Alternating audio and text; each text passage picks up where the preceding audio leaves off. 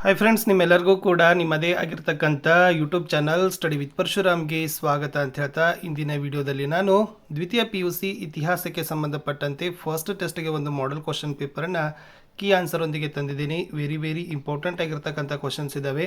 ಖಂಡಿತವಾಗಿ 20+ ಅಂಕಗಳನ್ನು ಆರಾಮಾಗಿ ಇಲ್ಲಿಂದ ನೀವೇನು ಮಾಡ್ಬೋದು, ರಿಪೀಟ್ ಮಾಡ್ಕೊಳ್ಬಹುದು. ಓಕೆ, ಇದೇ ಥರನಾಗಿ ನಾನು ಈಗಾಗಲೇ ಕನ್ನಡದಲ್ಲಿ ಕ್ವಶನ್ ಪೇಪರ್ ಹಾಕಿದ್ದೀನಿ, ಇಂಗ್ಲೀಷ್ನಲ್ಲಿ ಹಾಕಿದ್ದೀನಿ, ಇವಾಗ ಹಿಸ್ಟ್ರಿ ಇದೆ, ಸೈನ್ಸಲ್ಲಿ ಕೆಮಿಸ್ಟ್ರಿನೂ ಕೂಡ ಕೊಟ್ಟಿದ್ದೀನಿ. ಓಕೆ, ಸೊ ಇನ್ನೂ ಯಾವ ವಿಷಯಗಳು ಬೇಕು ಅನ್ನೋದನ್ನು ಕಮೆಂಟ್ ಮಾಡಿ. ಎಕ್ಸಾಮ್ ಡೇಟ್ಗಳು ಮತ್ತು ಸಬ್ಜೆಕ್ಟ್ಗಳು ಖಂಡಿತವಾಗಿ ನಾನು ಕೊಡ್ತೀನಿ. ಸ್ವಲ್ಪ ಆದರೂ ಕೂಡ ಇಷ್ಟ ಆದರೆ ವಿಡಿಯೋನ ಲೈಕ್ ಮಾಡೋದನ್ನು ಮಾತ್ರ ಮರೆದಿರಿ. ಫಸ್ಟ್ ಆಗಿದ್ದರೆ ಚಾನಲನ್ನು ಸಬ್ಸ್ಕ್ರೈಬ್ ಮಾಡಿಕೊಡ್ರಿ. ಇದೇ ಥರನಾಗಿರ್ತಕ್ಕಂಥ ವಿಡಿಯೋಗಳು ಮುಂದೆ ಅಪ್ಡೇಟ್ ಆಗ್ತವೆ ಅಂತ ಹೇಳ್ತಾ ಸೆಕೆಂಡ್ PUC ಹಿಸ್ಟ್ರಿ ಫಸ್ಟ್ ಟೆಸ್ಟ್ಗೆ ಬರ್ತಕ್ಕಂಥ ಒಂದು ಮಾಡೆಲ್ ಕ್ವಶನ್ ಪೇಪರ್, ಪರೀಕ್ಷೆಗೆ ಬರ್ತಕ್ಕಂಥ ಪ್ರಶ್ನೆಗಳನ್ನೇ ತಂದಿದ್ದೀನಿ. ಫಸ್ಟ್ ಮಲ್ಟಿಪಲ್ ಚಾಯ್ಸ್ ಕ್ವಶನ್ಗಳಲ್ಲಿ 4 ಕೊಟ್ಟಿದ್ದೆ. ಸೊ ಫಸ್ಟ್ ಇತ್ತು, ನಾಣ್ಯಗಳನ್ನು ಅಧ್ಯಯನ ಮಾಡುವ ಶಾಸ್ತ್ರಕ್ಕೆ ಏನಂತ ಕರೀತಾರೆ ಅಂತ ಕೇಳಿತ್ತು, ನಾಣ್ಯಶಾಸ್ತ್ರ. ಇನ್ನು ನ್ಯಾಚುರಲ್ ಹಿಸ್ಟೋರಿ ಅಂತಕ್ಕಂಥ ವೆರಿ ಮೋಸ್ಟ್ ಫೇಮಸ್ ಪುಸ್ತಕ, ಇದನ್ನು ಬರೆದವರು ಯಾರು, ಪ್ಲೀನಿ. ಉತ್ತರ ಭಾರತದಲ್ಲಿ ಮಾನವ ಬಳಸಿದ ಕಲ್ಲಿನ ಪ್ರಕಾರ ಕೇಳಿದರು, ತಾಮ್ರ. ದಕ್ಷಿಣ ಭಾರತದಲ್ಲಿ ಮಾನವ ಉಪಯೋಗಿಸಿದ ಮೊದಲ ಲೋಹ, ಕಬ್ಬಿಣ. ಇದು ಬಹುತೇಕ ಮೊದಲ ಲೋಹ ಅಂತಲೇ ಇದೆ. ಇನ್ನು ಬಿಟ್ಟ ಸ್ಥಳಗಳಲ್ಲಿ ನೋಡೋಣ. ಸೊ ಫಸ್ಟ್ ಕೇಳಿದರು, ಡ್ಯಾಶ್ ಪ್ರಕಾರ ಕರ್ನಾಟಕ ದಕ್ಷಿಣದಲ್ಲಿ ಕಾವೇರಿ ನದಿಯಿಂದ ಉತ್ತರದಲ್ಲಿ ಗೋದಾವರಿಯವರೆಗೆ ಹರಿದಿದೆ ಅಂತ ಕೇಳಿದರೆ ಇದು ಯಾವ ಪುಸ್ತಕ, ಶ್ರೀ ವಿಜಯ ಬರೆದಿರುವ ಕವಿರಾಜ ಮಾರ್ಗದ ಪ್ರಕಾರ. ಪ್ರಶ್ನೆ 6, ಲಿಖಿತ ಮೂಲಾಧಾರಗಳು ಲಭ್ಯವಿಲ್ಲದ ಕಾಲವನ್ನು ಏನಂತ ಕರೀತಾರೆ, ಇತಿಹಾಸದ ಪೂರ್ವಕಾಲ. ಇನ್ನು ಹಳೆ ಶಿಲಾಯುಗದ ಮಾನವ ಬಳಸ್ತಕ್ಕಂಥ ಗಡುಸಾದ ಕಲ್ಲನ್ನು ಏನಂತ ಕರೀತಾರೆ ಅಂತ ಕೇಳಿದರೆ ವೆರಿ ಇಂಪಾರ್ಟೆಂಟ್, ಕ್ವಾರ್ಟ್ಝೈಟ್ ಅಂತ ಕರೀತಾರೆ. ಇನ್ನು ಲಾಸ್ಟ್ ಕೇಳಿದರು ಒಂದು ಅಂಕದಲ್ಲಿ, ಹರಪ್ಪ ನಗರವನ್ನು ದಯಾರಾಮ್ ಸಹಾನಿಯವರು ಸಂಶೋಧಿಸಿದ ವರ್ಷ ಕೇಳಿದ್ದಾರೆ, ಸಾಮಾನ್ಯ ಶಕ ವರ್ಷ 1921 ಈಸ್ ದ ರೈಟ್ ಆನ್ಸರ್. ಇನ್ನು 2 ಅಂಕದಲ್ಲಿ 6 ನಿಮಗೆ ಬರ್ಬೋದು.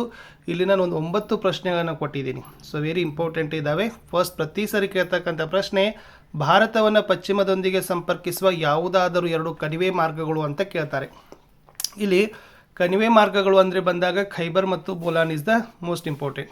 ಪ್ರಶ್ನೆ 10, ಭಾರತದ ಯಾವುದಾದರೂ 2 ಹೆಸರುಗಳನ್ನು ಬರೀರಿ ಅಂತ ಕೇಳಿದರೆ ಇಂಡಿಯಾ, ಹಿಂದೂಸ್ತಾನ್, ಭರತವರ್ಷ, ಭರತಖಂಡ, ಜಂಬೂದ್ವೀಪ. ಮುಂದಿನ ಪ್ರಶ್ನೆ, ಭಾರತದಲ್ಲಿ ಉದಯಿಸಿರುವ ಯಾವುದಾದರೂ 2 ಪ್ರಮುಖ ಧರ್ಮಗಳನ್ನು ತಿಳಿಸಿ ಅಂತ ಕೇಳಿದರೆ ಹಿಂದೂ ಧರ್ಮ, ಜೈನ ಧರ್ಮ, ಬೌದ್ಧ ಧರ್ಮ. ಇನ್ನು ಮೋಸ್ಟ್ ರಿಪೀಟೆಡ್ ಆಗಿರ್ತಕ್ಕಂಥ ಪ್ರಶ್ನೆ, ಪಾಲಿಯೋಲಿಥಿಕ್ ಅಂದರೆ ಏನು.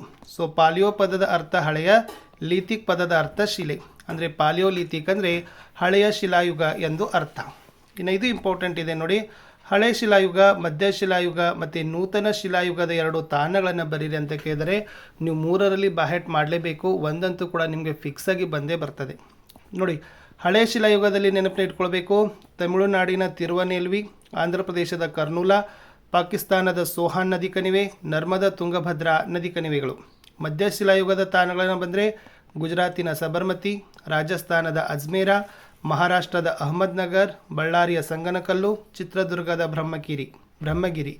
ಇನ್ನು ನೂತನ ಶಿಲಾಯುಗದ ತಾಣಗಳು ಅಂತ ಬಂದಾಗ ತಮಿಳುನಾಡಿನ ತಿರುವನೆಲ್ವಿ ಮತ್ತು ಸೇಲಂ, ಆಂಧ್ರ ಪ್ರದೇಶದ ಕರ್ನೂಲು ಮತ್ತು ಹೈದರಾಬಾದ್, ರಾಯಚೂರಿನ ಮಸ್ಕಿ ಮತ್ತು ದೋಆಬ್ ಮತ್ತು ಕಾವೇರಿ ನದಿ ಕೊಳ್ಳ, ಇವು ನೂತನ ಶಿಲಾಯುಗದ ತಾಣಗಳಲ್ಲಿ ಬರ್ತದೆ.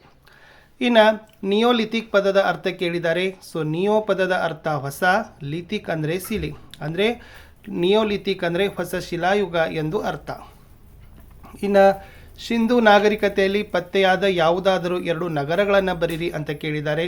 ಇಲ್ಲಿ ಹರಪ್ಪ, ಮೆಹೆಂಜೋದಾರೋ, ಲೋಥಾಲ್, ಕಾಲಿಬಂಗಲ್ ಮತ್ತು ರೂಪಾರ್. ಇನ್ನು ಸಿಂಧೂ ಜನರ 2 ಶವ ಸಂಸ್ಕಾರದ ಪದ್ಧತಿಗಳನ್ನು ಕೇಳಿದ್ದಾರೆ. ಹೂಳುವುದು ಒಂದು, ಎರಡನೇದು ಸುಡುವುದು. ಇನ್ನು ಸಿಂಧೂ ಜನರ ಯಾವುದಾದರೂ 2 ಆಮದು ವಸ್ತುಗಳನ್ನು ಕೇಳಿದ್ದಾರೆ. ಬೆಲೆ ಬಾಳುವ ಹರಳುಗಳು, ತಾಮ್ರ ಮತ್ತು ತವರ ಬರೆದ್ರೆ ಸಾಕು. ಇನ್ನು ಮುಂದಿನ ಪ್ರಶ್ನೆ 5 ಅಥವಾ 10 ಅಂಕಕ್ಕೆ ಬರ್ತಕ್ಕಂಥ ಪ್ರಶ್ನೆಗಳಿದ್ದಾವೆ. ಒಂದು 4-5 ಪ್ರಶ್ನೆಗಳನ್ನು ತಂದಿದ್ದೀನಿ, repeated question. So first very important, ಭಾರತದ ಇತಿಹಾಸದ ವಿಶಿಷ್ಟ ಲಕ್ಷಣಗಳು ಅಂತ ಕೇಳಿದ್ದಾರೆ. ಓಕೆ, ನಾನು ಪಾಯಿಂಟ್ಸ್ ಕೊಟ್ಟಿದ್ದೀನಿ. ಸೊ ಜಸ್ಟ್ ಇದನ್ನು ನೀವು ಓನಾಗಿ ಎಕ್ಸ್ಪ್ಲನೇಷನ್ ಆದರೂ ಮಾಡ್ಬೋದು. ಸ್ವಲ್ಪ ಒಂದು 3 ಲೈನ್ಸ್ ಆದರೂ ನೀವೇನು ಮಾಡಿ ಅಂತಂದರೆ PTK ಇವುಗಳನ್ನು ಪಾಯಿಂಟ್ಸ್ ಹಾಕಿ ಎಕ್ಸ್ಪ್ಲನೇಷನ್ ಮಾಡಿ ಉಪಸಂಹಾರವನ್ನು ಬರೀರಿ. ಅಲ್ಲಿ ನಾಗರಿಕತೆ ಮತ್ತು ಸಂಸ್ಕೃತಿಗಳ ನಿರಂತರತೆ ಬರ್ತದೆ, ಸ್ತರಬದ್ಧ ವಿಕಾಸ, ವಿದೇಶಿಯರ ದಾಳಿ, ಪ್ರಬಲ ಮತ್ತು ಸಹಿಷ್ಣುತಾ ಭಾವದ ಹಿಂದೂ ಧರ್ಮ, ಜಗತ್ತಿನ ಕೊಡುಗೆಗಳು, ವಿದೇಶಿಯರ ಆಕರ್ಷಣೆಯ ಕೇಂದ್ರ, ವಿವಿಧತೆಯಲ್ಲಿ ಏಕತೆ. ಇನ್ನು ಇನ್ನೊಂದು ಪ್ರಶ್ನೆ ಬರ್ತದೆ, ವೈವಿಧ್ಯತೆಯಲ್ಲಿ ಏಕತೆಯಲ್ಲಿ ಭಾರತದ ಪ್ರಮುಖ ಲಕ್ಷಣಗಳನ್ನು ಬರೀರಿ. ಇಲ್ಲಿ ಫಸ್ಟ್ ವೈವಿಧ್ಯತೆಯ ಅಂಶಗಳು 4 ಇದ್ದಾವೆ. ಒಂದು ಭೌಗೋಳಿಕ ವೈವಿಧ್ಯತೆ, ಜನಾಂಗೀಯ ಮತ್ತು ಭಾಷಾ ವೈವಿಧ್ಯತೆ, ಸಾಮಾಜಿಕ ಮತ್ತು ಧಾರ್ಮಿಕ ವೈವಿಧ್ಯತೆ, ಆರ್ಥಿಕ ವೈವಿಧ್ಯತೆ. ಇನ್ನು ವೈವಿಧ್ಯತೆಯನ್ನು ಏಕೀಕರಿಸುವ ಅಂಶಗಳು ಅಂತ ಬರ್ತದೆ. ಅದರಲ್ಲಿ ಭೌಗೋಳಿಕ ಏಕತೆ, ಆಡಳಿತಾತ್ಮಕ ಏಕತೆ, ಏಕರೂಪದ ಶಿಕ್ಷಣ ಮತ್ತು ಸಾಹಿತ್ಯ, ಸಾಮಾಜಿಕ ಮತ್ತು ಧಾರ್ಮಿಕ ಆಚರಣೆಗಳು, ಇತ್ತೀಚಿನ ಬದಲಾವಣೆಗಳು ಅಂತ ಬರೆದ್ರೆ ಸಾಕು. ಇನ್ನು ವೆರಿ ಮೋಸ್ಟ್ ಫೇವ್ರೆಟ್ ಕ್ವಶನ್ ಪ್ರತಿ ಸರಿ ಪ್ರಶ್ನೆ ಪತ್ರಿಕೆಯಲ್ಲಿರೋದು, ಭಾರತದ ಇತಿಹಾಸದ ಮೇಲೆ ಭೂಗೋಳದ ಪ್ರಭಾವವನ್ನು ಬರೀರಿ ಅಂತ ಕೇಳ್ತಾರೆ. ವೆರಿ ಮೋಸ್ಟ್ ಇಂಪಾರ್ಟೆಂಟ್, ಚೆನ್ನಾಗಿ ಬರೀರಿ. ಓಕೆ, ಉತ್ತರ: ಭಾರತದ ಭೌಗೋಳಿಕ ಲಕ್ಷಣಗಳಾದ ಹಿಮಾಲಯ ಪರ್ವತಗಳು, ಉತ್ತರದ ಬಯಲುಗಳು, ಮರುಭೂಮಿ ಪರ್ವತಗಳು, ದಕ್ಷಿಣ ಪ್ರಸ್ಥಭೂಮಿ ಮತ್ತು ಕರಾವಳಿ ತೀರಗಳು ಭಾರತದ ಸಂಸ್ಕೃತಿ ಹಾಗೂ ಇತಿಹಾಸವನ್ನು ರೂಪಿಸುವಲ್ಲಿ ಮುಖ್ಯ ಪಾತ್ರ ವಹಿಸಿವೆ. ಹಿಮಾಲಯ ಪರ್ವತಗಳು, ಎಸ್. ಭಾರತವನ್ನು ಏಷ್ಯಾದ ಇನ್ನುಳಿದ ಭಾಗಗಳಿಂದ ಪ್ರತ್ಯೇಕಿಸಿದ್ದು, ಭಾರತಕ್ಕೆ ನೈಸರ್ಗಿಕ ತಡೆಗೋಡೆಯನ್ನು ನಿರ್ಮಿಸಿದೆ ಹಾಗೂ ವಿದೇಶಿ ಆಕ್ರಮಣಕಾರರು ಮತ್ತು ಶೀತ ಮಾರುತಗಳಿಂದ ರಕ್ಷಿಸಿವೆ.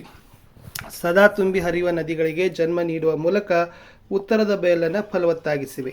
ನೆಕ್ಸ್ಟ್ ಪಾಯಿಂಟ್: ಉತ್ತರದ ಬಯಲುಗಳು ನಾಗರಿಕತೆಗಳ ತೊಟ್ಟಿಲುಗಳಾಗಿದ್ದು, ಇಲ್ಲಿ ಮಹಾನ್ ನಾಗರಿಕತೆಗಳಾದ ಸಿಂಧು ಮತ್ತು ವೈದಿಕ ಸಂಸ್ಕೃತಿಗಳು ಬೆಳೆದವು. ಇಲ್ಲಿನ ಸಮೃದ್ಧಿ ಮತ್ತು ಮೂಲಭೂತ ಅವಶ್ಯಕತೆಗಳ ಲಭ್ಯತೆ ಮಾನವನ ಭೌತಿಕ ಮತ್ತು ಆಧ್ಯಾತ್ಮಿಕ ಮತ್ತು ತಾತ್ವಿಕ ಬೆಳವಣಿಗೆಗೆ ದಾರಿ ಮಾಡಿಕೊಟ್ಟಿವೆ. ಮುಂದೆ ಈ ಉತ್ತರದ ಕಣಿವೆಗಳಾದ ಖೈಬಾರ್ ಮತ್ತು ಬೋಲಾನ್ ಮುಂತಾದವು ಭಾರತೀಯರಿಗೆ ಪಾಶ್ಚಿಮಾತ್ಯರೊಂದಿಗೆ ವಾಣಿಜ್ಯ ಮತ್ತು ಸಾಂಸ್ಕೃತಿಕ ಸಂಬಂಧ ಬೆಳೆಸಲಿಕ್ಕೆ ಸಹಾಯ ಮಾಡಿವೆ, ವಿದೇಶಿಯರ ದಾಳಿಗೆ ಅವಕಾಶ ಮಾಡಿಕೊಟ್ಟಿವೆ. ಇನ್ನು ಪಶ್ಚಿಮದ ಮರುಭೂಮಿ ಮತ್ತು ದಕ್ಷಿಣದ ದಟ್ಟ ಕಾಡುಗಳು ಜನರನ್ನು ಕಠಿಣ ಯುದ್ಧ ಪ್ರಿಯರನ್ನಾಗಿಸಿದ್ದಾವೆ. ದಕ್ಷಿಣಕ್ಕಿರುವ ಸಮುದ್ರಗಳು ಒಂದು ಕಾಲದಲ್ಲಿ ತಡೆಬೇಲಿಗಳಂತಿದ್ದು, ನಂತರದಲ್ಲಿ ಜಗತ್ತಿನ ಇತರ ಭಾಗಗಳ ಜೊತೆ ಸಂಪರ್ಕ ಬೆಳೆಸಲು ಸಾಧನಗಳು ಆಗಿದ್ದಾವೆ. ಉಪಖಂಡದಲ್ಲಿ ಭೌಗೋಳಿಕ ಭಿನ್ನತೆ ಹಾಗೂ ವೈವಿಧ್ಯಪೂರ್ಣ ವಲಯಗಳು ಮತ್ತು ದ್ರಾವಿಡ, ಅಲ್ಪೈನ್ ಮತ್ತು ಮಂಗೋಲೈಡ್ ವಿವಿಧ ಜನಾಂಗಗಳು ಅಸ್ತಿತ್ವದಲ್ಲಿರುವುದರಿಂದ ವಿವಿಧ ಭಾಷೆ ಮತ್ತು ಸಾಂಸ್ಕೃತಿಕ ಬೆಳವಣಿಗೆಗೆ ಕಾರಣ. ಇನ್ನು ಉತ್ತರ ಮತ್ತು ದಕ್ಷಿಣದ ನದಿ ಬಯಲುಗಳು ಪುರಾತನ ಕಾಲದಿಂದಲೂ ಅನೇಕ ರಾಜ್ಯ ಸಾಮ್ರಾಜ್ಯಗಳ ಉಗಮಕ್ಕೆ ಅವಕಾಶ ಮಾಡಿಕೊಟ್ಟಿವೆ. ಧಾರ್ಮಿಕ, ಸಾಂಸ್ಕೃತಿಕ ಹಾಗೂ ವಾಣಿಜ್ಯ ಕೇಂದ್ರಗಳ ಬೆಳವಣಿಗೆ ಮೇಲೆ ಪ್ರಭಾವ ಬೀರಿದೆ. ಇಲ್ಲಿ ದೊರೆಯುವ ವೈವಿಧ್ಯಮಯ ಶಿಲೆಗಳು ವಿವಿಧ ಪ್ರಕಾರದ ವಾಸ್ತುಶಿಲ್ಪದ ಬೆಳವಣಿಗೆಗೆ ಸಹಾಯವನ್ನು ಮಾಡಿಕೊಟ್ಟಿವೆ. ಇನ್ನು ವಿಪುಲವಾದ ಮಳೆ, ಅನುಕೂಲಕರ ಹವಾಮಾನ, ವೈವಿಧ್ಯಮಯ ಸಸ್ಯವರ್ಗ ಮತ್ತು ಪ್ರಾಣಿ ಸಂಕುಲದ ಬೆಳವಣಿಗೆಗೆ ಕಾರಣ. ಭಾರತ ಉಷ್ಣವಲಯದಲ್ಲಿ ಬರೋದರಿಂದ ಮಾನವನ ಸರ್ವಾಂಗೀಣ ಅಭಿವೃದ್ಧಿಗೆ ಸಹಾಯಕ. ಇನ್ನು ಪ್ರಾಕ್ತನ ಆಧಾರಗಳ ಮಹತ್ವ ಅಂತ ಕೇಳ್ತಾರೆ. ಇದು ಕೂಡ 5 ಅಥವಾ 10 ಅಂಕಕ್ಕೆ ಬರ್ತಕ್ಕಂಥದ್ದು. ಸ್ವಲ್ಪ ಪಾಸ್ ಮಾಡಿ ಪಾಯಿಂಟ್ಸ್ಗಳನ್ನು ನೋಡ್ಕೊಡ್ರಿ. ಫಸ್ಟ್ ನೀವು ಬರೀತಕ್ಕಂಥದ್ದು ಉತ್ಖನನಗಳು ಅಂತ ಇದೆ. ಉತ್ಪತನಗಳು ಅಲ್ಲ, ಉತ್ಖನನಗಳು ಅಂತ ಬರ್ತದೆ. ಸೊ ಅದರಲ್ಲಿ ಇವುಗಳು ಎಲ್ಲಿ ಸ್ಥಾನಗಳಿದ್ದಾವೆ ಅವುಗಳನ್ನು ಬರಿಬೇಕು. ಸೆಕೆಂಡ್ ಬರೋದು ಸ್ಮಾರಕಗಳು. ಅದರಲ್ಲಿ ಕೋಟೆ, ಅರಮನೆ, ದೇವಾಲಯ, ಬಸದಿ, ಸ್ತೂಪ, ಚೈತ್ಯಗಳು ಇವುಗಳನ್ನು ಬರಿಬೇಕು. ನೆಕ್ಸ್ಟ್ ನಾಣ್ಯಗಳಿದ್ದಾವೆ. ಇವು ಆಯಾ ರಾಜರ ಕಾಲದ ರಾಜವಂಶ, ಆರ್ಥಿಕ ಸ್ಥಿತಿ, ಧರ್ಮ, ಲಿಪಿ, ಭಾಷೆ ತಿಳಿಲಿಕ್ಕೆ ಸಹಾಯ ಮಾಡುತ್ತದೆ. ಚಿನ್ನ, ಬೆಳ್ಳಿ, ತಾಮ್ರದ ನಾಣ್ಯಗಳು ಜಾರಿಯಲ್ಲಿದ್ದವು ಅಂತ ಬರೀರಿ. ಇನ್ನು ವರ್ಣಚಿತ್ರಗಳು ಅಂತ ಬಂದಾಗ ವಿಶೇಷವಾಗಿ ಸಾಂಸ್ಕೃತಿಕ ಮತ್ತು ಸಾಮಾಜಿಕ ಧಾರ್ಮಿಕ ವಿಷಯಗಳನ್ನ ತಿಳಿಸ್ತವೆ. ಇವು ಮುಖ್ಯವಾಗಿ ಅಜಂತ ಗುಹೆಗಳಲ್ಲಿ ಏನಾಗಿದ್ದಾವಪ್ಪ ಅಂದರೆ ಕಂಡು ಬರ್ತವೆ, ಅದನ್ನು ಬರಿಬೇಕು. ಆಮೇಲೆ ಶಾಸನಗಳಂತ ಇದ್ದಾವೆ. ಸೊ ವಿಶೇಷವಾಗಿ ಶಾಸನಗಳೇನಪ್ಪ ಅಂತಂದರೆ ಅತ್ಯಂತ ಮೌಲ್ಯಯುತ ಮತ್ತು ನಂಬಲಾರ್ಹವಾದ ಆಧಾರಗಳಾಗಿದ್ದಾವೆ. ಓಕೆ, ವಿವಿಧ ಘಟನೆ, ಮಾರಾಟ, ಮತಾದೇಶಗಳು, ದಾನಪತ್ರ, ಕಾಲಾನುಕ್ರಮ ಮುಂತಾದವುಗಳ ಮಾಹಿತಿಯನ್ನು ನಮಗೆ ಏನು ಮಾಡ್ತದಪ್ಪ ಅಂದ್ರೆ ಕೊಡ್ತದೆ. ಇದು ಶಾಸನಗಳಲ್ಲಿ ನೀವೇನು ಮಾಡಬೇಕು, ಬರಿಬೇಕು. ಇನ್ನು ಲಾಸ್ಟ್ ಕ್ವಶನ್ ಏನಪ್ಪ ಅಂತಂದರೆ ಸಿಂಧೂ ನಾಗರಿಕತೆ ನಗರ ಯೋಜನೆ. ಸೊ ನಾವು ಸಿಂಧೂ ನಾಗರಿಕತೆ ಒಂದು ತೊಗೊಂಡಿದ್ದೀವಿ, ಅಲ್ಲಿಂದಲೂ ಕೂಡ ನಿಮಗೆ ಪ್ರಶ್ನೆಗಳು ಬರ್ಬೋದು. ಸೊ ಇದು ಕೂಡ ಫಸ್ಟ್ ನೀವು ಬರೀತಕ್ಕಂಥದ್ದು ಏನಪ್ಪ ಅಂತಂದರೆ ಪಾಯಿಂಟ್ಸ್ಗಳಲ್ಲಿ ಬೀದಿಗಳ ಮೇಲೆ ಬರಿಬೇಕು. ಇದು ಪೀಠಿಕೆ ಇದೆ. ನಗರ ಯೋಜನೆ ಸಿಂಧೂ ನಾಗರಿಕತೆಯ ಮುಖ್ಯ ಲಕ್ಷಣಗಳಾಗಿದ್ದು, ಇವರ ನಗರಗಳು ಪೂರ್ವಯೋಜಿತವಾಗಿದ್ದು ಎಲ್ಲ ನಿವೇಶನಗಳು ಏಕರೂಪ ಯೋಜನೆಯನ್ನು ಹೊಂದಿವೆ. ಕೆಲ ನಗರಗಳು ಪಶ್ಚಿಮದಲ್ಲಿ ಎತ್ತರವಾದ ಸ್ಥಳದಲ್ಲಿ ಪುರದುರ್ಗವನ್ನು ಹೊಂದಿದ್ದು ಪೂರ್ವಕ್ಕೆ ಜನವಸತಿ ಪ್ರದೇಶಗಳಿವೆ. ಓಕೆ, ಸೊ ಫಸ್ಟ್ ಬೀದಿಗಳಂತ ಬರೀರಿ. ಸೊ ಬೀದಿಗಳು ಲಂಬವಾಗಿವೆ, ವಿಭಜಿಸಿದಾವೆ. ಓಕೆ, 13ರಿಂದ 34 ಅಡಿ ಅಗಲ, ಅದನ್ನು ಬರಿಬೇಕು. ಇನ್ನು ಒಳಚರಂಡಿ ವ್ಯವಸ್ಥೆ, ವಿಶೇಷವಾಗಿ ಸಿಂಧೂ ನಗರ ವಿಶಿಷ್ಟ ಲಕ್ಷಣ ಇಂಗುಗುಂಡಿ ಮತ್ತು ಒಳಚರಂಡಿಗಳನ್ನು ಹೊಂದಿತ್ತು ಅಂತ ಬರಿಬೇಕು. ಸ್ನಾನದ ಕೊಳ, ಅದು ಮೇಂಜೋದಾರಿನಲ್ಲಿ ಪತ್ತೆಯಾಗಿತ್ತು. ಬಿಸಿ ನೀರಿನ ವ್ಯವಸ್ಥೆ ಇತ್ತು. ಓಕೆ, ಮೆಟ್ಟಿಲುಗಳಿದ್ದು ಶುದ್ಧ ನೀರನ್ನು ಪೂರೈಸಲು ಪಕ್ಕದಲ್ಲಿ ಬಾವಿಗಳಿದ್ದು ಅಶುದ್ಧ ನೀರು ಹೊರಹಾಕಲು ಚರಂಡಿ ಇತ್ತು ಅನ್ನೋದನ್ನು ಬರೀರಿ. ಇನ್ನು ಉಗ್ರಾಣಗಳಿದ್ದಾವೆ. ಸೊ ಉಗ್ರಾಣಗಳು ಕೂಡ ವಿಶೇಷವಾಗಿ ಮೇಂಜೋದಾರದಲ್ಲಿ ಕಂಡು ಬಂದಿದ್ದಾವೆ. ಧಾನ್ಯ ಸಂಗ್ರಹಣೆ ಇತ್ತು. ಇನ್ನು ಕಟ್ಟಡಗಳು ಹೇಗಿದ್ದು ಅನ್ನೋದನ್ನು ಕೊಟ್ಟಿದ್ದಾರೆ. ಸೊ ಇಷ್ಟು ನೀವು ಬರೆದ್ರೆ ಸಾಕು, ಖಂಡಿತವಾಗಿ ಒಳ್ಳೆಯ ಅಂಕಗಳು ನಿಮಗೆ ಸಿಗ್ತದೆ. Good luck.